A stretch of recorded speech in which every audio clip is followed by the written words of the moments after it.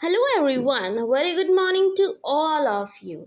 So today I am here with the next mock test of science PS TET paper 2 most important questions.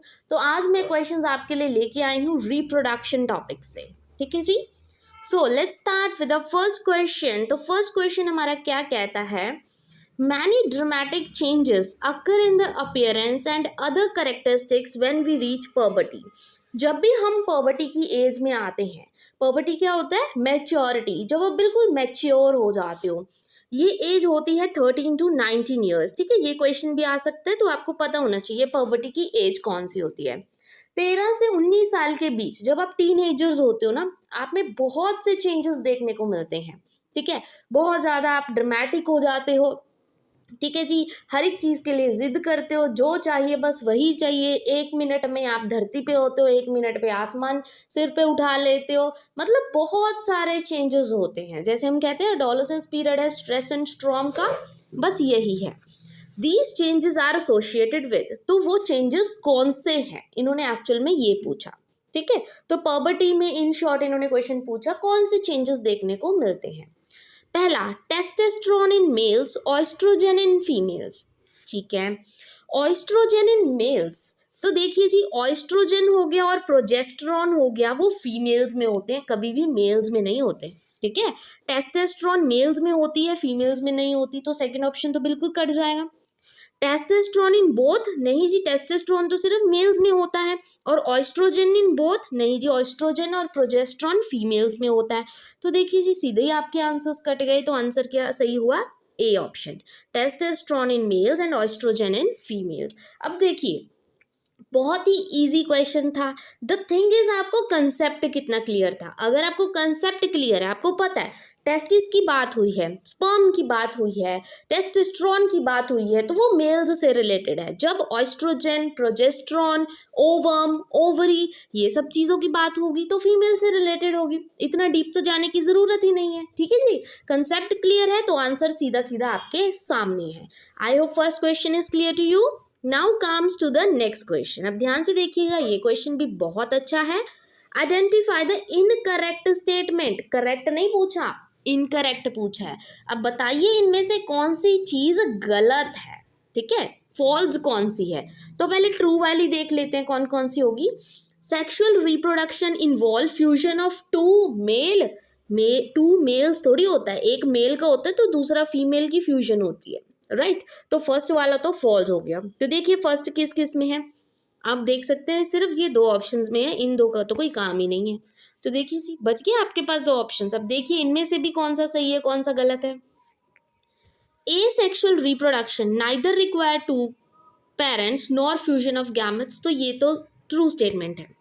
Humans and animals sexually reproducing animals होते हैं, तो ये तो बिल्कुल सही है। चाहे ह्यूमन्स हो चाहे एनिमल्स हो, चाहे एक्सटर्नल फर्टिलाइजेशन हो उनमें, चाहे इंटरनल फर्टिलाइजेशन हो, दोनों ही रिप्रोड्यूस करते हैं। तो थर्ड वाला भी बिल्कुल सही चला गया।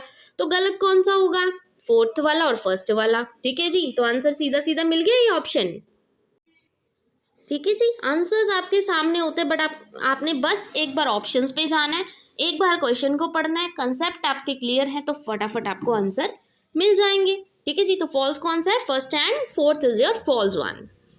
नेक्स्ट क्वेश्चन, अब फिर से एक्सटर्नल फर्टिलाइजेशन।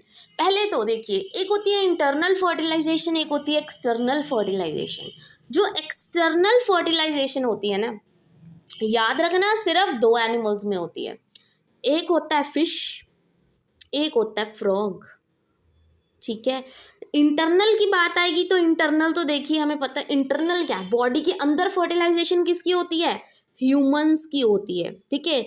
तो सीधा सीधा आपको आंसर बता दिया मैंने एक तरह से। एक्सटर्नल फर्टिलाइजेशन किस में होती है, फिश और फ्रॉग में, और जब इंटरनल की बात आए तो वो ह्यूमंस में होती है, राइट। तो अभी क्वेश्चन देखते हैं। एक्सटर्नल फर्टिलाइजेशन अकर करता है आउटसाइड, एक्सटर्नल है तो आउटसाइड होगा, फीमेल बॉडी। यहाँ कुछ नेम्स दे रखे हैं एनिमल्स के, बताइए इन एनिमल्स में से किन की जो फर्टिलाइजेशन है वो एक्सटर्नल है। तो अभी अभी मैंने आपको आंसर दिया, फिश एंड फ्रॉग, इनसे एक्सेप्ट कोई और बाकी नहीं होगा एक्सटर्नल में। ह्यूमंस में इंटरनल होती है, याद रखना, ठीक है जी। तो first and your third option is your correct answer, so C option is your correct. External किस में होती है, फिश और फ्रॉग में होती है, बस इतना याद रख लेना। ठीक, नेक्स्ट क्वेश्चन। अब फिर से देखिए ध्यान से, इनमें से कौन सा करेक्टली मैच्ड है। अब फिर से वही testosterone, oestrogen, progesterone. Thing is concept clearance. Oestrogen male hormone पहला ही गलत है क्योंकि ये फीमेल्स में होता है, oestrogen and progesterone. Adrenaline stress reliever है, बिल्कुल सही है। ये क्वेश्चन मैंने पहले भी कराया था आपको कि जो एड्रेनालिन होता है किस काम आता है, कि जब आप बहुत ही स्ट्रेस में होते हो, ठीक है, बहुत ही गुस्से में होते हो, उस टाइम हेल्प करता है ये। Insulin provide insulation in winters, नहीं जी।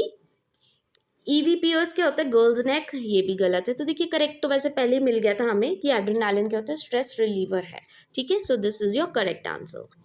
Now comes last question. In human beings correct sequence of the event during reproduction.